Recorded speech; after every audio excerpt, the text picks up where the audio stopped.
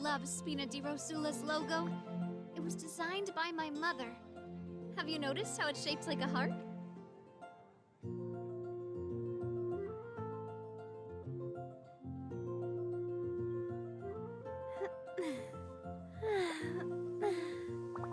Oh. Oh.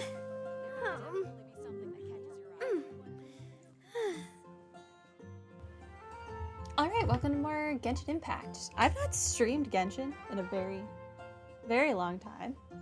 Usually I just record it lately. So, yeah, we're gonna do this today. What is this new crap? Give me my mail. Yeah, I'll do that eventually. Probably. Alright, so what I'm going to start with today is I still have not completed this stuff because I'm lazy. I really want to Questful go is in the traveling. Sea of Bygone Eras. Yeah, I don't mind where we go. I'm going, game.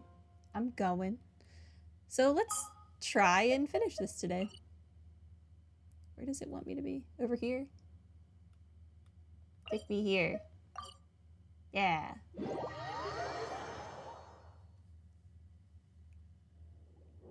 Oh, hi. Fancy seeing you here. You're gonna come to life because I actually need to kill a whole bunch of you guys. For my stupid weapon for Arlecchino. And also the new event weapon. The Elemental Mastery Bow.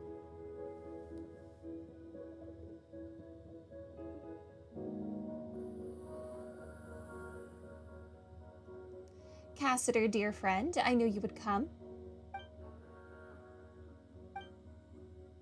Ah, and the uninvited barbarians. Wow. Rude.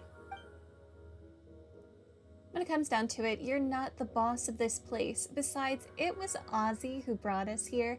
That counts as an invitation, as far as Paimon's concerned. Really, you're the discourteous one here. Exactly. And we've heard all about it, you know, all the bad stuff you've done. That mask is so disturbing. Silence, you noisome obstreperous? What? Insects? Is that a word? I'm not convinced that's a word. I'm speaking to Cassider. Do not interrupt. Storm, Paimon, I'll take care of this. I love that the cat is like doggy paddling. It's very cute. Botius, I have come as promised. Honor your pledge and relinquish the souls of the surface dwellers. They do not deserve to suffer this unforeseen calamity. The grudges between us should stay between us. You call this unforeseen? Have you not looked upon our kindred? They lie trapped in these lightless waters like walking corpses. Are they not supposed to walk upon sunlit shores? I don't know, are they? If my brief internment of surface folks' souls is a disaster bereft of rhyme and reason, then what would you call the millennia-long suffering of our kind? This is what happens when you try to mind control a whole race. You get stuck underwater for a millennia. Yep. Listen and listen well. The judgment of the surface peoples has only just begun. No. The one who imprisoned them was you. And it was you who turned our kin into monsters. We once had a choice. So long as we discarded our old grudges, the Mistress of Waters agreed to accept us into a new nation. But you used them, took advantage of their pain, their trust in you. You turned them into tools of your ambition. That was their choice. They chose the old order, not the honeyed death you brought. And just as they gave unto us the conducting batons the Sebastus bestowed upon them, so too are we duty-bound to lead them unto the correct path. How dare you swagger, you shameless traitor, you who betrayed the Sebastus' trust and led our nation to ruin. I really should have played all of these quests in like a sequence instead of like a month apart from one another, so I could maybe understand what's happening. Ha! I hear that vile dragon slander in your words, and you would believe a foe of our nation rather than your kin and comrades? I serve no god, no king, only mighty Remuria and our noble ideals. Your noble ideals of mind control and slavery? I'm not sure I would call those noble. Remus proved unworthy to reign supreme from the moment he uttered that perverse command, and so there are no traitors. If anything, it was I who rescued our nation from his error. He colluded with our foes, commanding the vile Drake to flatten our cities. He even attempted to destroy the Grand Symphony, which would have consigned us to live under Fortuna's yoke once more. Oh darn, free will. What are we gonna do with that? How could I have stood aside and done nothing in the face of his madness? And so you betrayed him. You shut the Initium Iani, and in the end, Phobos' power went out of control, and the royal palace sank into the depths. Will you not open your eyes to the truth? It was Remus who betrayed us, betrayed Phobos. That was the true prelude to tragedy. I have already spent thousands of years struggling to recreate the symphony of the past, weaving the broken melodies together in the deep waters just to recreate what you hear now. No, in your hands, it's become harsh, and the discordant voices of agony and hate denounce your violence. Huh, and who decides what is harmonious or not? Is it not absolute power? Remus bent the knee to the savages and odious dragons precisely because he failed to comprehend this. But it matters not. This inverted world shall soon be righted, and I shall become the new Sebastus. That's impossible, Botius. You are but a mortal human. Humans can never become gods. But, Cassiter, you forget. Was Remus's ideal not for all humans to become gods, to seize their own destinies? Do you not remember? Did the rites we researched and recorded in the Golden Castellum not chart a course to that very destination? Wait, I'm confused. You wanted to become gods so that you could seize your own destinies? So you wanted free will? What? But we did not then know what laid beyond. Had we known those thousands of years ago, Times have changed. Things are different now, Cassiter. Join us. My preparations are complete. Only together can we accomplish this deed. I have rid my soul of all impurities, obtaining a true will. The stairway to heaven is but a single step away. I merely need to gather all wills that have been scattered throughout the waters, yes, even yours, which Remus personally severed. 2 minds shall merge into one, and thus shall Remuria be whole once more. Once more clad in immortal form, infused with refined steel and stone. We shall take on flesh once more, and a new Sebastus shall be born. But not only that, I shall also gain that which even Remuria could not attain, the power to change the very essence of this world.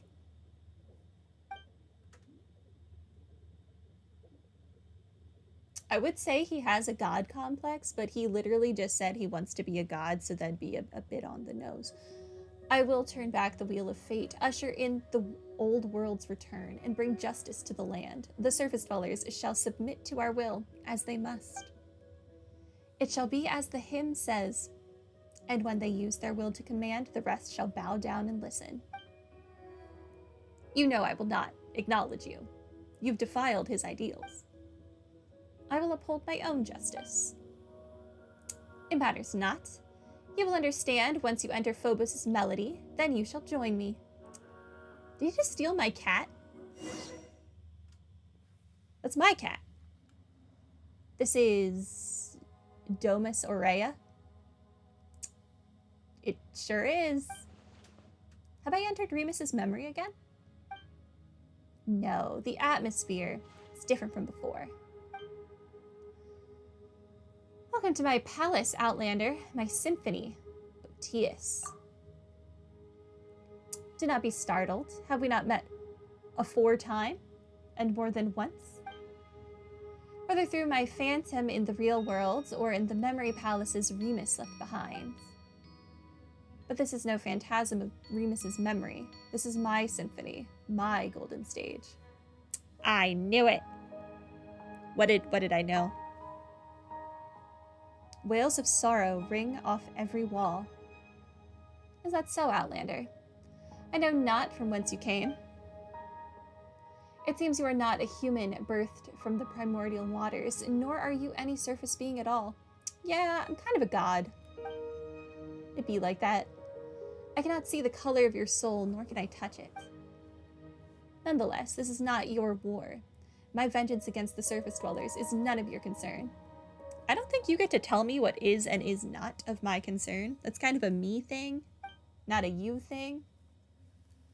I know not why you hinder our work. Because I feel like it.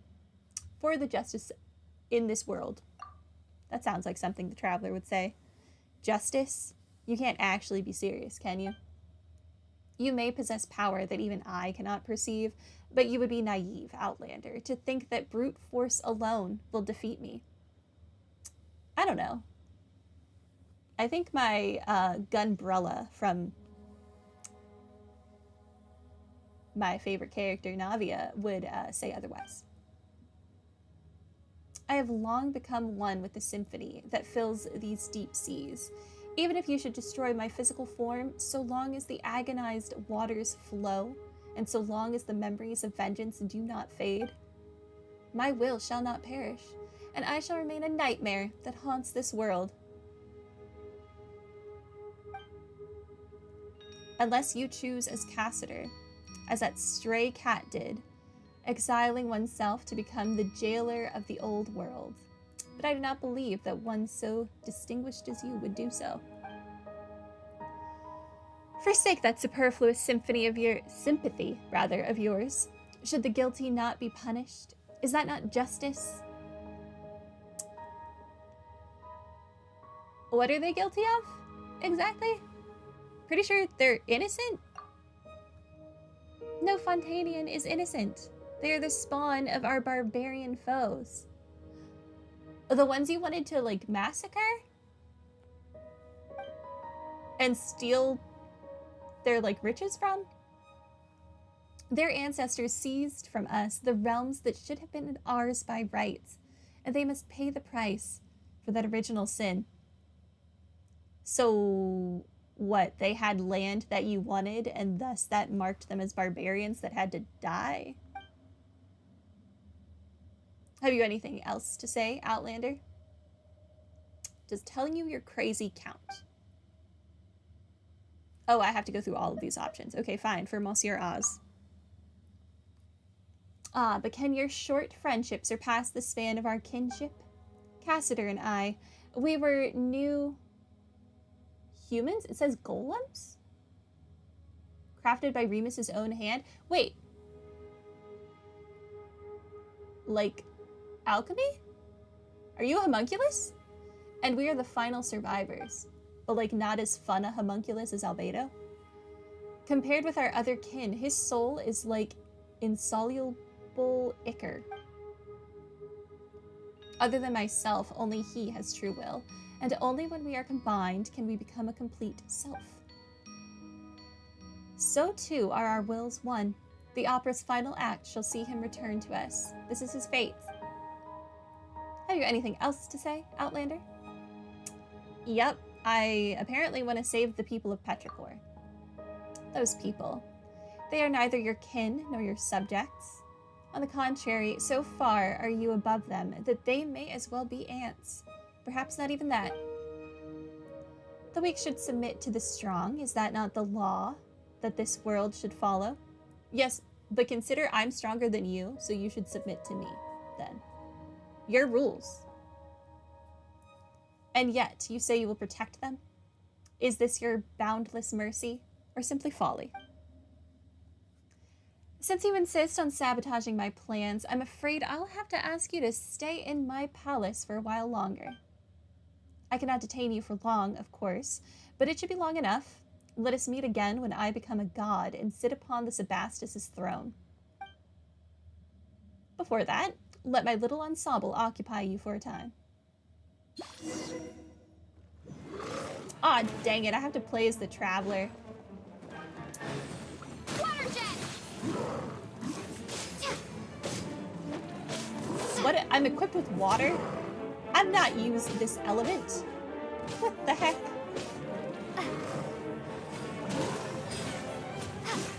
Oh god, I'm gonna die. Give me back my Nadia. Okay, good.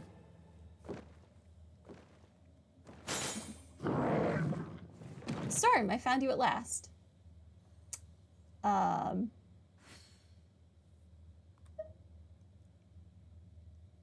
Monsieur Oz. Ah, well, you might have seen me in the Sebastus's memories, but I believe this is our first meeting in this manner. Time is short. Maintaining this form in Boetius' symphonic palace is no easy task. Let us keep this brief. Where are we, exactly? This is a space created by Boetius, the manifestation of his soul. A soul expansion, you might say? It is maintained, just as the Sebastus's memories you entered before are, by the grace of the symphony's might. So just now... Yes, he used the music's power to pull us in. I suspect that Domus Aurea is too close to the heart of the Phobos, allowing him to directly influence the present world. If we truly allow him to obtain power that surpasses reality, he might even pull the entire surface world into this space. When that happens, his delusions will replace the real world, and Fontaine will revert to its appearance from thousands of years ago. Just like what happened in Petrichor. No, I suspect it would be worse still. Is he really going to become a god? That depends on your definition. It is not hard to give shape to false fantasies, but he will find transcending fate futile. Were it truly that simple, then those thousands of years ago, we would have already succeeded. All he can do now is drag more innocents into the nightmare of his making, turning them into walking corpse-like puppets. Well, sounds like we gotta stop him. That we do, but that cannot be done here. You must return to the real world. In that, I shall aid you. And what about you? Not to worry. He has no plans for me at the moment. As for me, I've just thought of a way in which we can destroy him utterly. He has prepared a mighty form for himself in the real world and plans to initiate a ritual within Domus Aurea that will have him take on flesh. As long as we can get him to lower his guard and gather the symphony scattered throughout the deep waters into that body, we can seize that opportunity to destroy both him and that body. That will put an end to everything. Only you can do this, Storm. Phobos' melody does not sing of your destiny, and Boetius cannot influence your soul. You're the exception to all that is planned. Perhaps that is why the Sebastus guided you here. Go now. My strength will not hold for long. Let us meet again in the real world, and we may yet bring an end to this long nightmare. I really have left those people in Petrichor suffering for like a couple months now, huh? Ah, you finally woke up. Paimon was worried sick. She thought she might have had your soul stolen by that jerk, just like all those townspeople. Yeah, I'm fine. You better be. After you passed out, Boetius and Monsieur Oz disappeared along with that wave of sound, leaving Paimon all alone here. You're not alone, you've got our whale friend. And then this big guy came along. Not that he helped much either. He's emotional support. He's your emotional support whale. What do you want from him? I fear that was not up to me. I am but a soul that dwells within the Ichor. And though that Remus did give me his final symphony, but to wield its power against Botius is a different matter. Anyway, Storm's woken up and seems okay at least, but where did Monsieur Oz go? Did Botius? I saw him. He's fine-ish. I tell of what happened within Botius's something.